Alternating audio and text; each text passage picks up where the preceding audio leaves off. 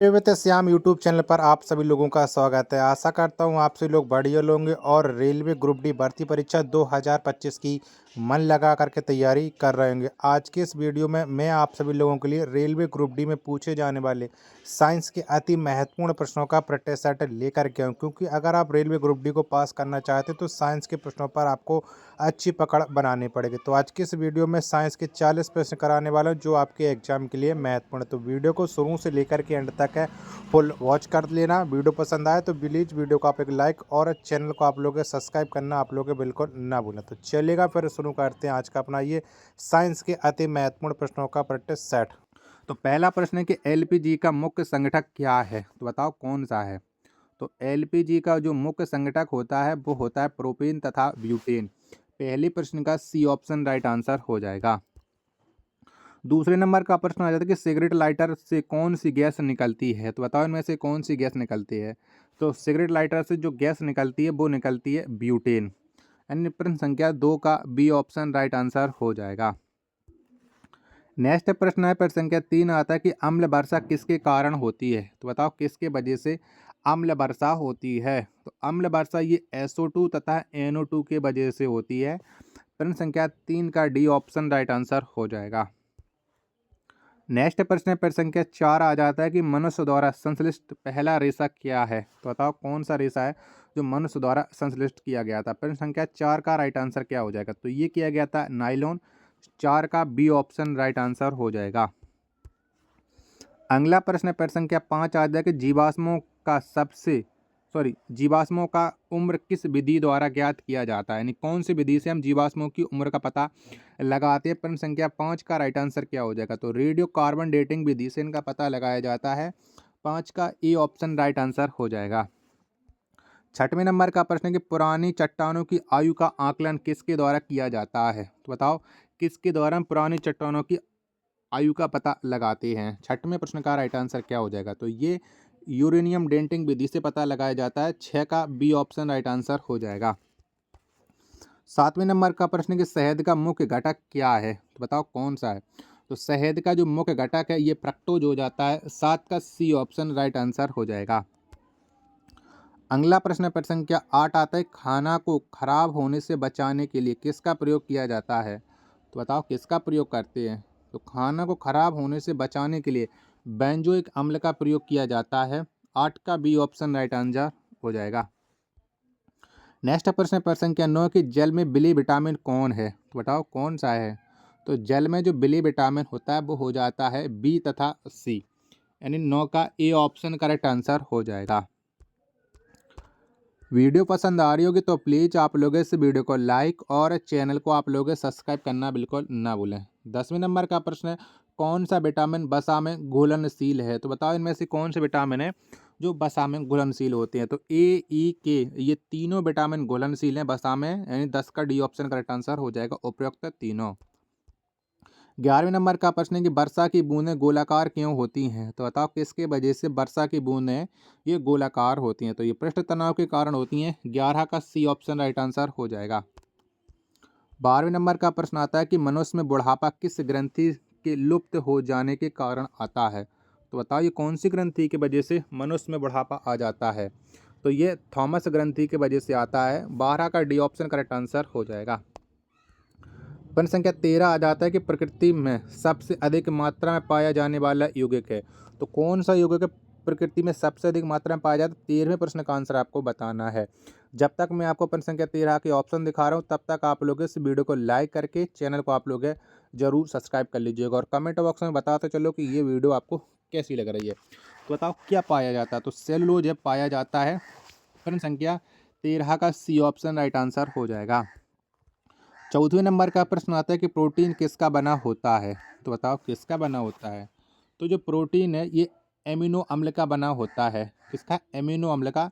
14 का B option right answer हो जाएगा। 15वें नंबर का प्रश्न है कि प्रयोगशाला में संश्लेषित पहला कार्बनिक पदार्थ क्या है, तो बताओ कौन सा है। तो प्रयोगशाला में संश्लेषित जो पहला कार्बनिक पदार्थ हो जाता है ये हो जाता है यूरिया। यानी 15 का ए ऑप्शन करेक्ट आंसर हो जाएगा। 16वें नंबर का प्रश्न है कि यूरिया अधिकतम मात्रा में कहाँ पाया जाता है, तो बताओ कहाँ पर पाया जाता है। तो यूरिया जो अधिकतम मात्रा में पाया जाता है ये मूत्र में पाया जाता है, यानी 16 का बी ऑप्शन राइट आंसर हो जाएगा। प्रश्न संख्या 17 आ जाता है कि शरीर में यूरिया किस अंग में बनता है, तो बताओ कौन से अंग में बनता है यूरिया। तो यूरिया ये यकृत में बनता है। 17 का ए ऑप्शन राइट आंसर हो जाएगा।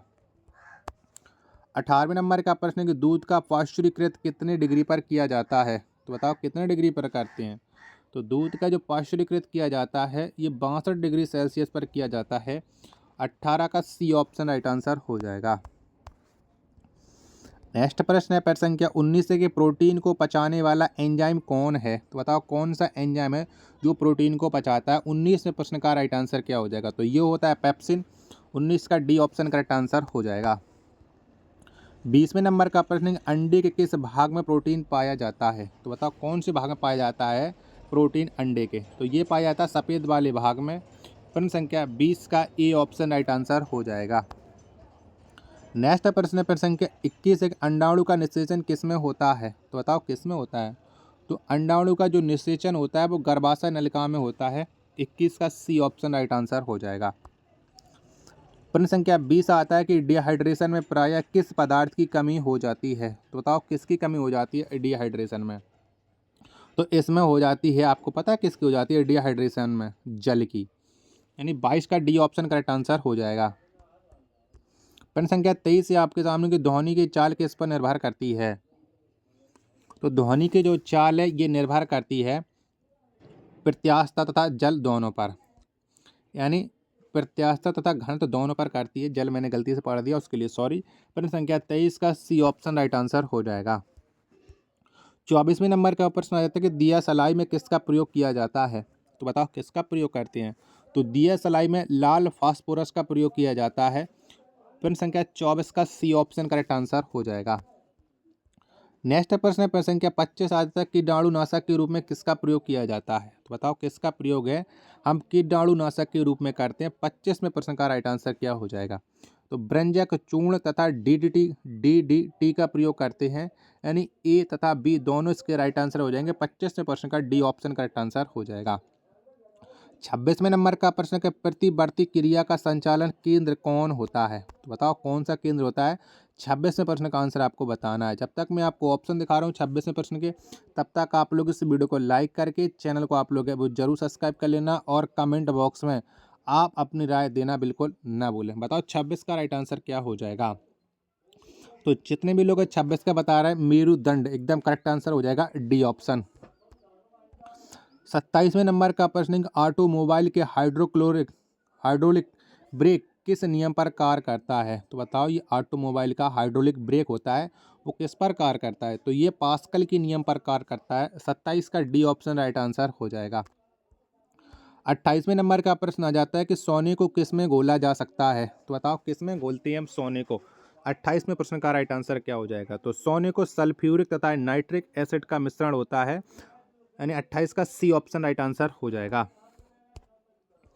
चलिएगा अगला प्रश्न है प्रश्न संख्या 29 से कोनेन कहाँ से प्राप्त होता है, तो बताओ कहाँ से हम प्राप्त करते हैं कोनेन को। तो कोनेन ये सिनकोना की छाल से प्राप्त होता है। 29 का बी ऑप्शन राइट आंसर हो जाएगा। प्रश्न संख्या 30 आता है कि मार्फिन तथा हेरोइन कहाँ से प्राप्त होता है, तो बताओ इन्हें कहाँ से प्राप्त करते हैं मार्फिन तथा हेरोइन को। तो इन्हें प्राप्त किया जाता है अफीम से। प्रश्न संख्या 30 का सी ऑप्शन करेक्ट आंसर हो जाएगा। अगला प्रश्न है प्रश्न संख्या 38 है कि तारपीन का तेल कहाँ से प्राप्त होता है, तो बताओ कहाँ से होता है। तो जो तारपीन का तेल है ये चीड़ के पेड़ से प्राप्त किया जाता है। किसके, चीड़ के पेड़ से, यानी 31 का ए ऑप्शन करेक्ट आंसर हो जाएगा। चलिएगा नेक्स्ट प्रश्न आ जाता है प्रश्न संख्या 32 है कि चाय में कौन सा उत्तेजित पदार्थ पाया जाता है, तो बताओ कौन सा उत्तेजित पदार्थ पाया जाता है। तो इसमें थीन पाया जाता है चाय में उत्तेजित पदार्थ। 32 का बी ऑप्शन राइट आंसर हो जाएगा। 33वें नंबर का प्रश्न कॉफ़ी में कौन सा उत्तेजित पदार्थ पाया जाता है, तो बताओ कौन सा पाया जाता है। तो कॉफ़ी में जो उत्तेजित पदार्थ पाया जाता है ये पाया जाता है कैफीन। 33 का डी ऑप्शन करेक्ट आंसर हो जाएगा। नेक्स्ट प्रश्न है प्रश्न संख्या 34 है कि दूध में उपस्थित प्रोटीन होता है, तो बताओ कौन सा प्रोटीन उपस्थित होता है। तो दूध में ये केसिन प्रोटीन पाया जाता है। 34 का ए ऑप्शन राइट आंसर हो जाएगा। अगला प्रश्न है प्रश्न संख्या 35 आ जाता है कि 1 ग्राम वसा से कितना ऊर्जा उत्पन्न होती है। तो बताओ कितनी ऊर्जा उत्पन्न होती है 1 ग्राम वसा से। तो यहाँ पर 9.3 कैलोरी ऊर्जा उत्पन्न की जाती है। 35 का बी ऑप्शन राइट आंसर हो जाएगा। अगला प्रश्न प्रश्न संख्या 36 आ जाता है कि भूमि पर पाया जाने वाला पौधा कहलाता है। तो बताओ क्या कहलाता है। तो भूमि पर पाया जाने वाला जो पौधा होता है ये कहलाता है ब्रायोफाइटस। 36 का बी ऑप्शन राइट आंसर हो जाएगा। 37वें नंबर का प्रश्न है कि मरुस्थल पर उगने वाला पौधा कहलाता है। तो बताओ क्या कहलाता है। तो मरुस्थल पर उगने वाला जो पौधा होता है ये जीरोफाइटस कहलाता है। 37 का डी ऑप्शन एकदम इसका करेक्ट आंसर हो जाएगा। 38वें नंबर का प्रश्न आ जाता है कि चट्टानों पर उगने वाला पौधा कहलाता है। तो बताओ क्या कहलाता है। तो चट्टानों पर जो पौधा उगते हैं वो ये लिथोफाइटस कहलाते हैं। क्या लिथोफाइटस। 38 का ए ऑप्शन राइट आंसर हो जाएगा। 39वें नंबर का प्रश्न है कि गोबर पर उगने वाला कवक कौन है। तो बताओ इनमें से कौन सा कवक है जो गोबर पर उगता है। तो क्रोफिकल ये गोबर पर उगने वाला कवक है। 39 का ए ऑप्शन करेक्ट आंसर हो जाएगा। आशा करता हूँ कि ये वीडियो आपको जरूर पसंद आई होगी। तो प्लीज़ आप लोग इस वीडियो को लाइक और चैनल को आप लोग सब्सक्राइब करना बिल्कुल ना भूलें।